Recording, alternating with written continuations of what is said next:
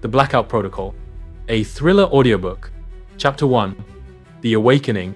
A sharp, sterile scent flooded his lungs as consciousness clawed its way back into his mind. The world around him was a blur of cold fluorescent light and the rhythmic beeping of a heart monitor. His head throbbed, his body felt sluggish, and when he tried to move, pain seared through his side. Instinctively, his hand went to his ribs. He noticed there were fresh stitches. A gunshot wound? Where the hell am I? He struggled to sit up, scanning the unfamiliar room. White walls, an IV drip in his left arm, the unmistakable hum of a hospital. Then he noticed something that made his pulse quicken. The door was slightly ajar, swinging inward just a fraction too much. A shadow shifted outside. Someone was watching him? His breathing slowed as his mind, still foggy, tried to make sense of it all. He looked down at the thin plastic band around his wrist. Name: unknown.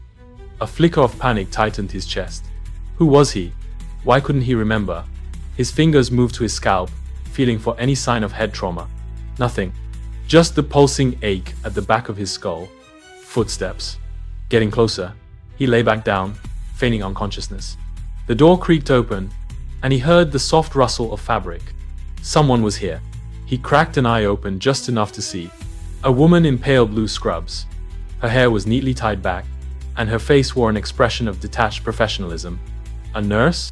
Something was off. Her ID badge hung loosely around her neck, slightly tilted. He squinted. No hospital logo, no name. A fake. His body tensed, instinct screaming. The woman approached his bedside, reaching into her pocket. A glint of silver. A syringe.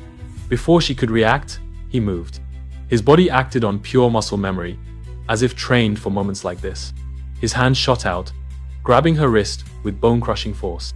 The syringe clattered to the floor as she gasped. With a single twist, he spun her arm behind her back and forced her down onto the bed. Who sent you? His voice came out rough, unfamiliar. But the demand was clear. She struggled, but his grip was ironclad. He glanced at the syringe. A clear liquid, too much to be a sedative. Poison? She tried to scream, but he clamped a hand over her mouth.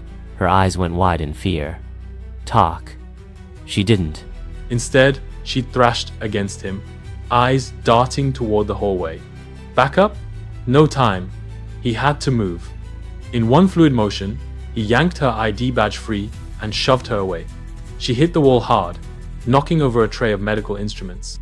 The crash was deafening. The beeping of the heart monitor spiked.